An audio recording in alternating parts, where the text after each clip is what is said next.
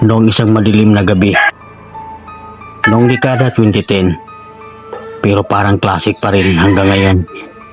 Si Kuya Boy, isang grab driver na taga New Manila, ay nag-drive pa uwi galing Stud after midnight shift. Balik drive pa rin ang shortcut niya para makaiwas sa traffic sa A. Rodriguez. Madilim na, wala masyadong sasakyan, at ang mga matatangkad na baliti na parang kanopis kalsada ay nagpapalubog ng liwanag mula sa street light. Bigla niyang napansin sa rear view mirror ay puting anino sa backseat. Kala niya pasahero lang na nakalimutan niyang i-cancel o sumakay ng walang paalam. Minsan nangyayari ito sa app, pero walang notification at hindi siya nag-pick up kanina. Tiningnan niya ulit. Nakaupo doon ng isang babae, naka-white dress na mahaba, buhok na itim at mahaba na tumatakip sa mukha. Hindi gumagalaw, tahimik lang. Si Kuya Boy ay matapang daw siya dati. Sinubukan magsalita. "Miss, saan po kayo? May bayad po ba to?" Walang sagot. Pero nararamdaman niya ang lamig, yung tipong aircon, pero walang naka-on. Parang may amoy na bulaklak na matanda na nalalanta. Patuloy siya nag-drive, pero parang hindi umaandar ang oras.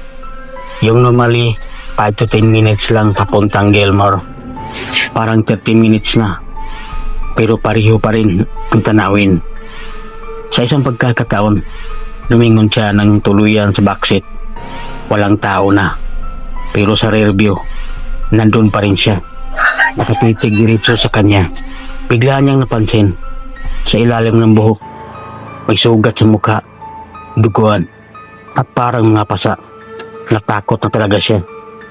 Binilisan niya, pero biglang tumigil ang kotse sa gitna ng kalsada. Engine dead, lights flickering. Doon niya narinig ang mahinang bulong.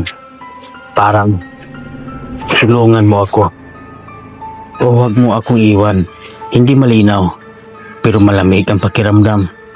Sinubukan niyang i-start ulit. Naka-on na, pero nanginginig ang kamay niya. Tiningnan ulit ang likod. Wala na, pero sa passenger side mirror, nakita niyang tumatakbo sa gilid ng kalsada ang puting figura. Parang sumusunod. Sa wakas, nakalabas siya sa Cabalente Drive papuntang Aurora Boulevard. Doon lang bumalik ang init sa katawan niya. Naiyak daw siya sa takot. Pag-uwi, hindi na siya nag-drive ng sa Quezon City area. 4 months, sinabi niya sa mga kaibigan. "Hindi ko na alam kung multo yun o imahinasyon ko lang. Pero yung lamig at yung tingin, totoo yun. Hindi ko na uulitin." Ang pulis na hindi naniniwala. Noong huling bahagi ng 1950s, pero parang hanggang ngayon pa rin ang epekto. Si Captain Ramirez, pangalan na binago para privacy, pero base sa totoong police captain na nag-testify noon. Isang Quezon City policeman ay nagpatrol mag-isa sa Balete Drive past midnight. Madilim na madilim noon. Walang masyadong street light. Puro malalaking baliti na parang nakabalot sa kalsada. At bihira ang sasakyan. Siya mismo ang nagsabi sa interview noon, "Hindi ako maniniwala sa mga multo. Trabaho ko, patrol at protektahan ng tao." Habang nagdadrive siya sa patrol car, nakita niya sa gilid ng kalsada ang isang babaeng naka-white dress. Nakatayo lang doon na parang humingi ng sakay. Mukha siyang maganda, mahabang buhok, pero mukhang nalulungkot dahil pulis siya at gabi na. Tinigil niya ang kotse at binuksan ang bintana. "Miss, saan po kayo? Dangerous dito, mag-isa sa ganitong oras." Tumango siya at sumakay sa backseat nang walang salita. Tinanong niya ulit, "Saan po drop off?" Sagot niya ng mahina, "Sa Espanya extension na lang. Doon ako makakauwi. Nakalak na ang mga pinto. Safety first," sabi niya sa sarili. Nag-drive siya ng normal. pero napansin niyang tahimik na tahimik sa likod. Walang amoy na pabango, walang galaw, parang hangin lang. Pagdating sa corner ng Espanya Extension, sinabi niya, "Miss, nandito na po tayo." Lumingon siya sa likod. Walang tao, walang bakas. Ang mga pinto nakalock pa rin mula sa loob. Sinubukan niyang buksan mula sa labas. Nakalock pa rin. Walang tunog na bumukas o sumara. Natakot na talaga siya noon.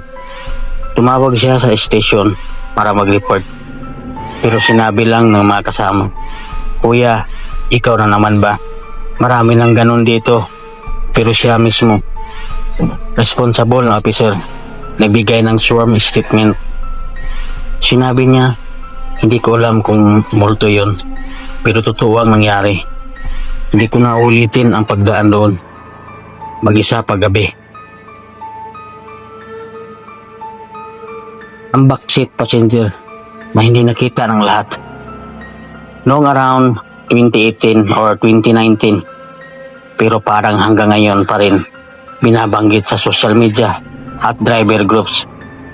Si Ate Kim, isang working mom from New Manila, ay nag-drive pa uwi galing sa office sa Ortigas past 11 p.m. Kasama niya sa kotse ang kanyang 9-year-old na anak na si Miguel sa backseat at ang kanyang asawa na nasa passenger seat. Shortcut pa rin sa Balite Drive para mabilis makauwi. Kahit alam nila ang kwento, sabi nila, urban legend lang yan. Huwag tayong maniniwala. Habang nag-drive, biglang naramdaman ni Ate Kim ang sobrang lamig sa loob ng kotse.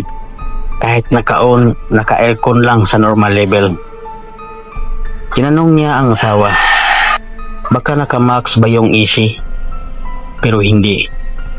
Bigla ring sumigaw ang anak, "Mami, may tao sa likod ko." Imingon si Ate Kim. Sa rearview mirror, nakaupo doon ang isang puting figura, naka-white dress, mahabang buhok na tumatakip sa muka. Parang nakatingin diretso sa anak. Natakot siya, pero pinakalmahan ang sarili. Tinanong niya ang anak, "Anak, ano nakikita mo?" Sagot ng bata, "May babae po sa tabi ko, naka-white, hindi gumagalaw." Pero paglingon ng asawa sa likod, walang tao. Sinabi niya, "Wala naman. Baka nananaginip ka lang." Pero si Ate Kim sa mirror, nandun pa rin siya. Biglang nagsalita ang figura ng mahina, parang bulong, "Huwag niyong iwan o tulungan ninyo ako." Hindi malinaw, pero narinig daw ito ng mag-ina. Binilisan ni Ate Kim ang pagdadrive, pero parang loop ang kalsada. Pareho pa rin ang mga puno ng Balite. Pareho ang street lights. Sa wakas, nakalabas sila papuntang A. Rodriguez. Doon lang nawala ang lamig at nawala rin sa mirror ang figura. Pag-uwi, umiyak daw ang anak. Malungkot. Hanggang ngayon, sabi ni Ate Kim sa isang shared post, hindi na sila dumadaan sa Balite Drive paggabi na, kahit na shortcut. At lagi niyang sinasabi, huwag mag-iwan ng empty seat sa likod pagdaan doon, baka punuin niya.